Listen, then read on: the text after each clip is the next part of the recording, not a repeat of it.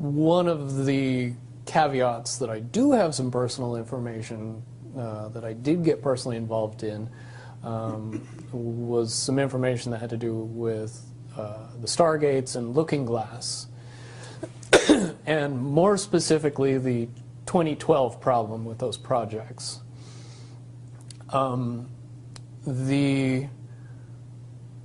guess, popular opinion of what's out there right now is that the project was shut down because there was a problem when we approached 2012.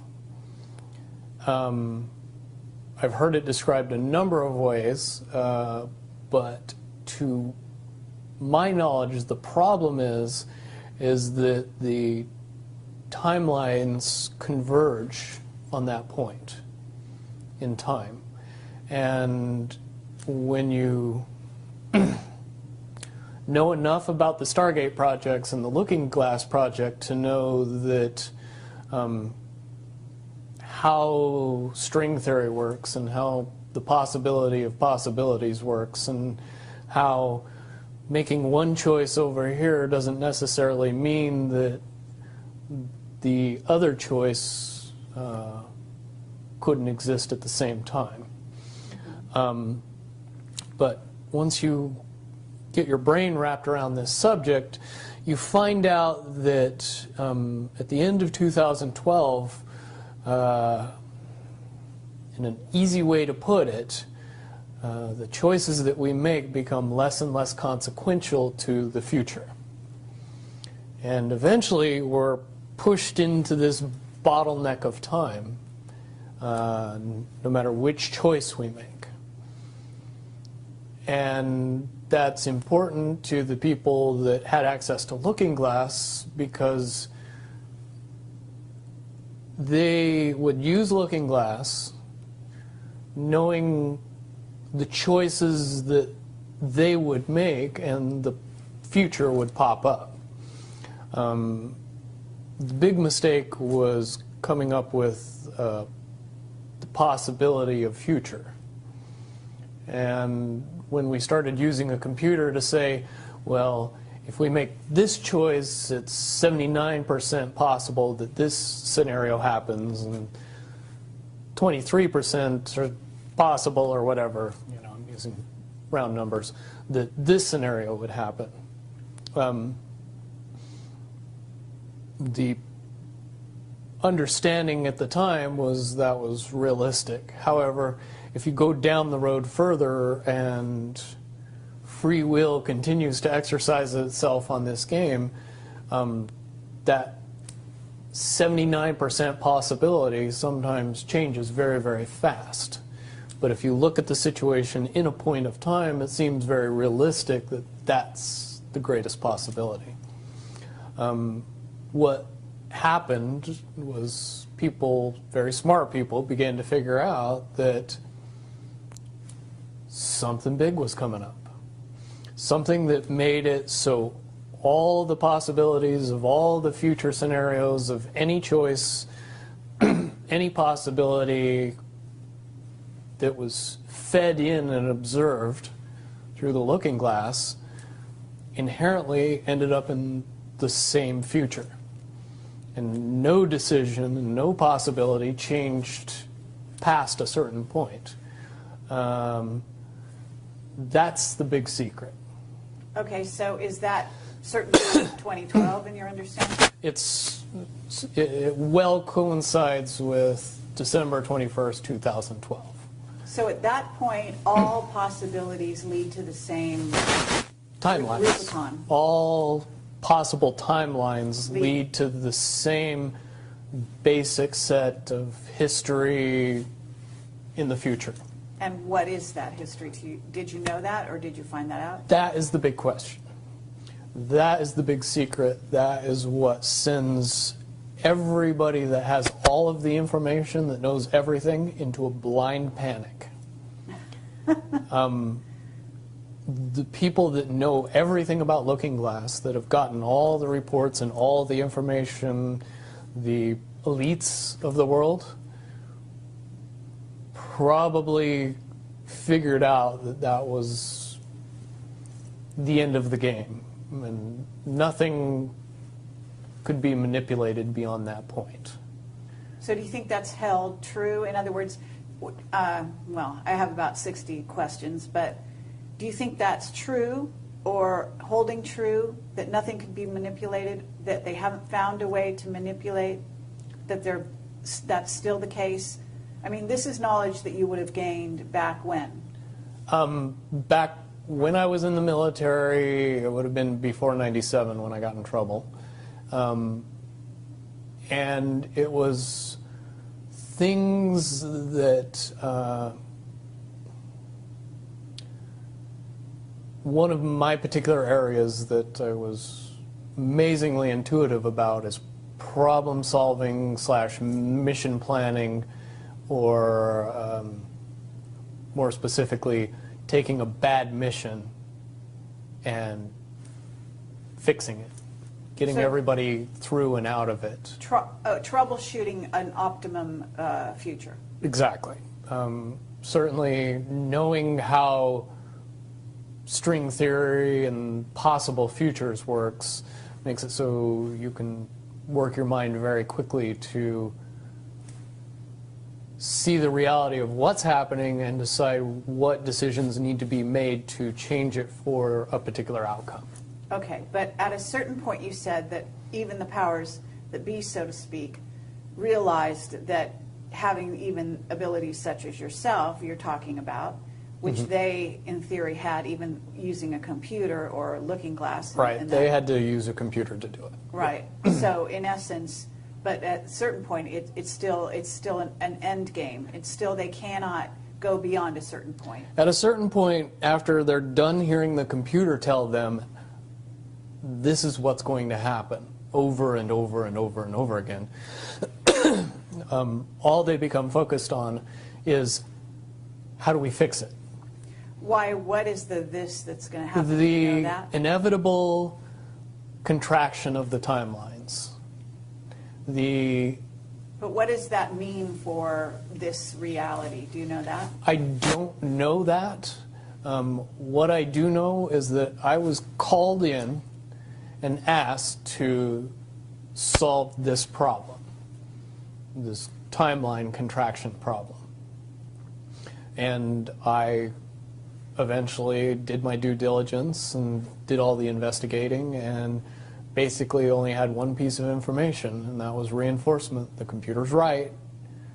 The timelines will contract down to some inevitable thing that you guys won't tell me about, so I can't help you. But it's, what you're basically, you came back with was, it is inevitable, whatever it is. There is an inevitable event. It's been forecast, it's been predicted, it's been fed to us in a slop trough of what they want us to believe will happen.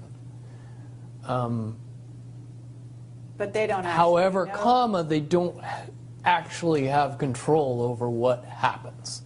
They only have control over the reaction, and it seems that no matter what they try to do to cause their desired reaction, it's going to have an opposite effect. Interesting. Now, it's much, much easier for me to explain today what that process is as opposed to back then. But if I had to give it a name, I would say it's the awakening process.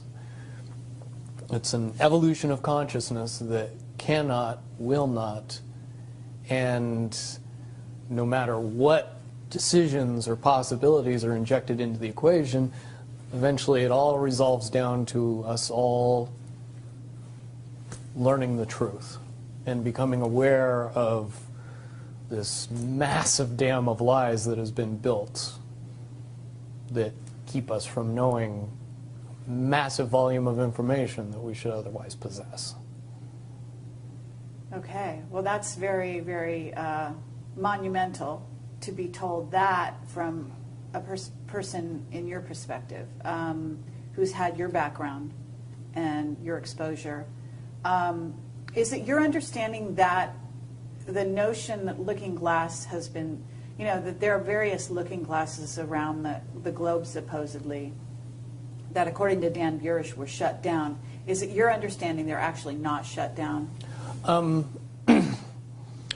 I believe that they're shut down because they are all saying the same thing, and they're completely useless at this point. Is what you're saying. Right.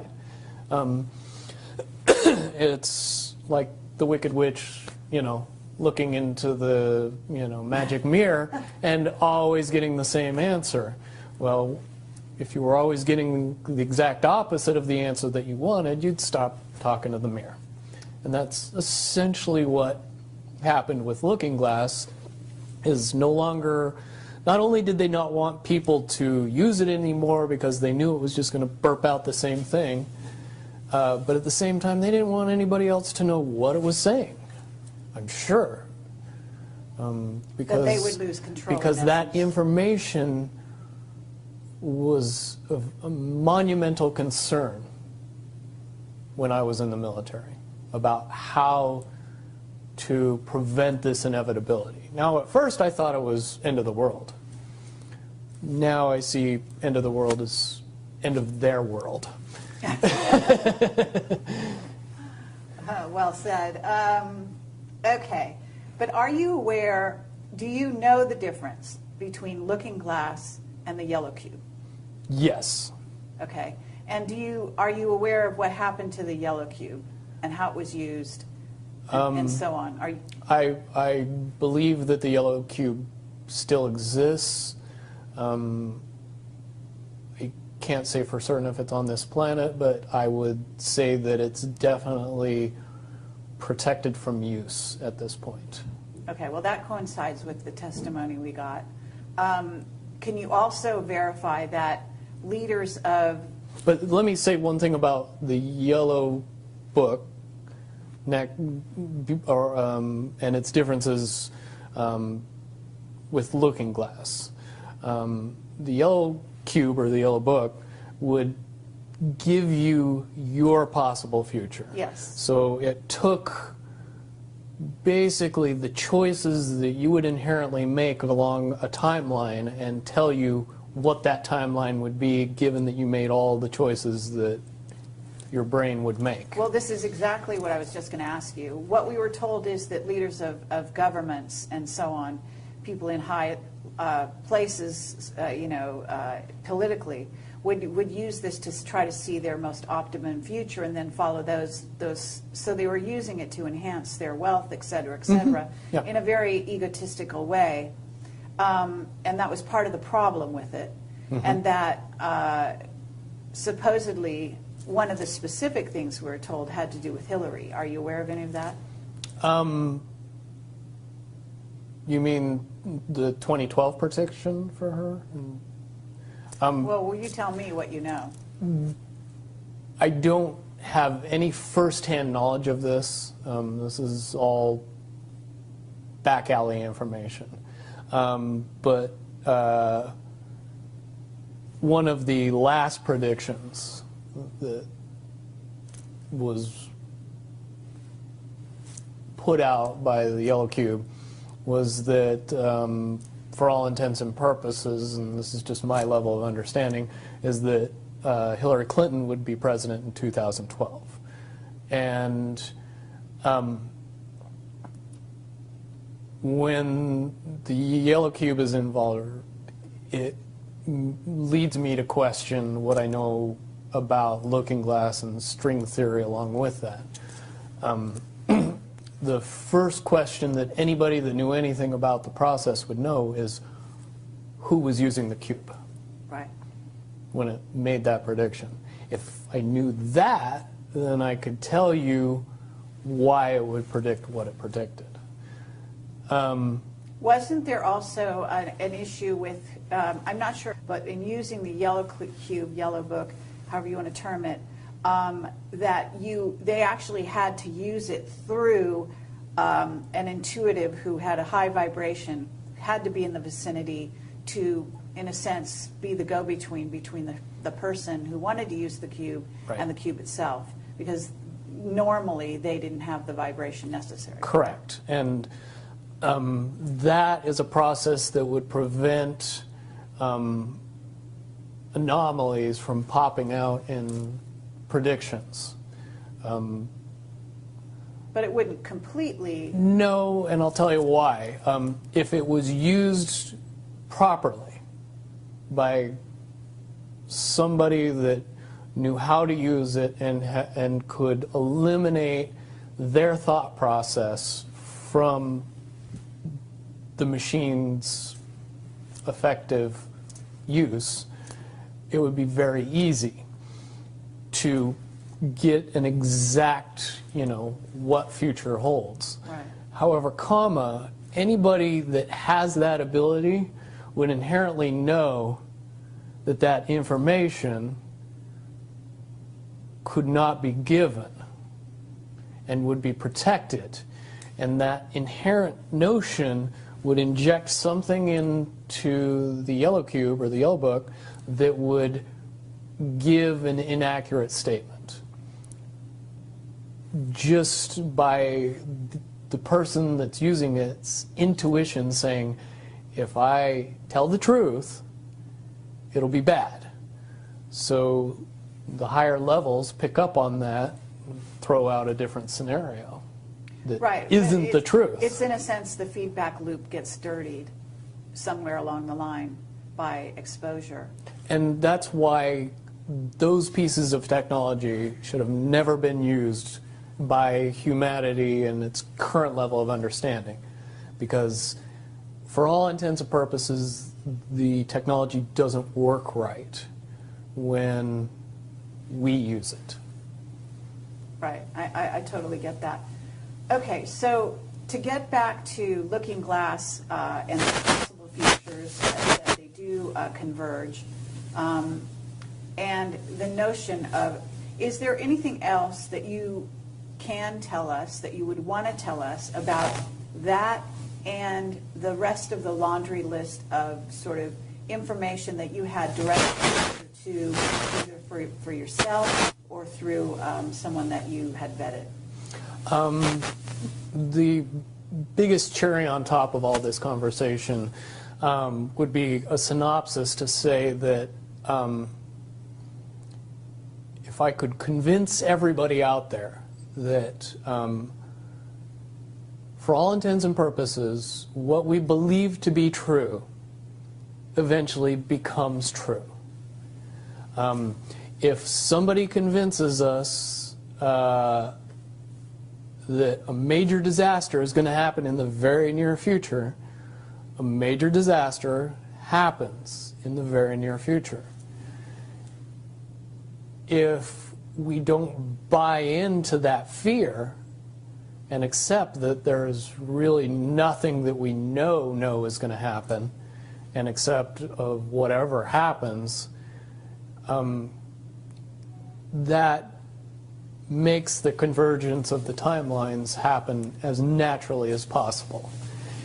Any attempts to try to go away from this one inevitable conclusion, which I again see as a new beginning, an end of this reality, the beginning of something that we can't even possibly understand based on the level of our beliefs currently. But when all that information comes flooding out, there's going to be no denying what's true and what's a lie or what's illusion. We won't have the choice to believe that 9/11 happened because of a bunch of terrorists, because we'll know exactly what's happened. Basically what we're experiencing right now is two master chess players sitting at the board. And one of them looks down at the board and sees that he's in checkmate in 7 moves. And he looks across at his opponent and he knows that his opponent sees it too. So there's no getting out of it. So at this point, the loser can only prolong the game. The game, both players know the game is over. It's only a matter of time before he does this, and then you're forced to do this, and then he's forced to do this, and eventually checkmate. We, as a race, if we could understand that the game is over, that based on the rules of the game, the bad guys have already lost, the good guys have already won. Yes, there's moves left on the table, but those moves are being forced by the player that is going to win. The only way that checkmate can't happen is if the player that's winning makes a mistake. But from all of the information that I've gathered, all of the information that's been given, all of the information that's been vetted to me, it seems pretty obvious that the good guy player on the side of the chessboard knows exactly what has to be done to win the game. And so at this point, any mistake would be all but impossible. But again, you really have to understand the game to know that the guy that's losing is lost. And I'm sure most people sitting watching a chess match between two advanced chess players know the game's over long after the two players know it's over, because they can't see the board and see that there's only 7 moves left. Okay, but when we come to this convergence, and again, you've seen, or the looking glass has seen, up to that point. Now, let me say why I believe that it comes down to one inevitability, is because I was entrusted in getting it down to 2 possibilities. And I've heard both of those possibilities talked about in massive proportions, the good and the bad. Okay, do you want to talk, so can you in one sentence say what the good was and the bad was, or are you able to do that? To most easily put it to people, I suppose. One scenario is what most people would understand to be ascension, or an evolution of consciousness, that brings us out of the cocoon and turns us into a butterfly. Timeline 2 is some kind of major global catastrophe that drives most of us underground and leaves a few of us on top to fend for ourselves. Very well put. Okay, so I would imagine, and you can... But I would also like to point it out that they call timeline 2, timeline 2. It seemed very odd to me that even back then it was identified as not 1. And that Okay. one is the didn't ascension get one. talked about. Okay, but 1 is the one that involves what in essence would be ascension, or moving into, from the cocoon to the butterfly. Okay, but I believe, based on what you're telling me, that they would have used a lot of people like you that had a proclivity for being able to see the future, to be what is a sort of an advanced psychic remote viewer, whatever you want to call that, and looking glass, to posit these potential futures, to go up to that point and to view it, and that you're just one of many. Wouldn't you agree? I would agree. And back in 1991, when I began my little adventure in the military, I would say that it was pretty obvious that there wasn't very many of us. However, you go 20 years into the future, and you find out that it's coming to the point where there's a lot of people that have that ability, that are inherently realizing that ability, and are able, through some unknown extraordinary means, to develop that ability inside themselves without any outside help or assistance. And it's quite obvious that as far as advanced intellectual abilities, as far as simple intelligence levels, and cognitive skills of the human race has increased exponentially in the past 20 years. And people that were 10 years old in 1991 are now 30 years old and fully awake and conscious of this burning inside that says, I am a lot more than what I see in the mirror. Absolutely. Okay. I do have a question in regard to what the military-industrial complex has been working on. Because with the knowledge that you say they have, assuming that they have this level of knowledge that you're talking about, right? In other words, of the timelines converging and the fact that there was going to be something. And I don't know if you saw the movie or the TV show Fast Forward. I mean, but there's been so many possible, scenarios in that regard. But one of the things that goes on is they are very busy building underground bases, supposedly underground cities. And so they seem to be hedging their bets for the negative timeline and putting their emphasis there. And would you say that that is because why would somebody want something negative to come true? Well, of course, the Illuminati have a program that they're working on in that regard. But basically, the sort of well-meaning military that just goes after contingencies, and is just working towards a future that they want to prevent or deal with when it comes. Can you explain why they have been hedging their bets to such a degree on the negative? It's very simple. They're insane. And beyond insane, they have literally deluded themselves into believing that they can somehow manage to get away with what they're trying to get away with. There is a distinct lack of reality in that thinking. Okay, what about the notion that CERN, for example, is engaged in trying to beat that game, as you call it? I would say, look at the problems CERN has had.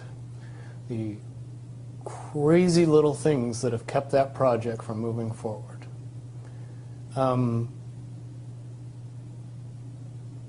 Certainly they have never even come close to getting that project to the level that they want it to be to do what they really want to do with it. Okay, well, what about the notion that that's the party line, that they haven't been able to do so? But if you really think about it, that's what they would prefer people believe, so that they don't think that there's a threat. But when you listen to the interviews of the scientists that are working on the project, even they say that it seems like somebody or something from the future won't let them get that project done. And the craziest little things have caused massive damage to that project. And when you get the foremost thinker in string theory saying, yeah, I don't think we're going to do it because I don't think fate wants us to do it, that says something about a scientist. Okay, so, well, thank you very much. I think that at this point we're going to have to close this down unless there's any other things that you think that we haven't covered or that we could possibly touch on that you want out there. No, I don't think we'd get any further tonight. Certainly from what I know, the questions will come out and be more than happy to do a live feed after that and answer any questions that anybody comes up with from this interview. Wonderful. All right. Well, thank you very much, Bill Wood, for your service to humanity. Well, hopefully I can get everybody else working towards that goal as well. Absolutely. Well, apparently, regardless of which way they work, the convergence will happen. Yeah, there's a certain element of pain that we can reduce by just not accepting that we don't have choices in the matter. And sitting back and waiting for the aliens to fix everything isn't going to help. Absolutely. If we are inevitably coming to a rising consciousness, we should start trying to elevate our consciousness as fast as humanly possible and make that transition a lot easier when it comes.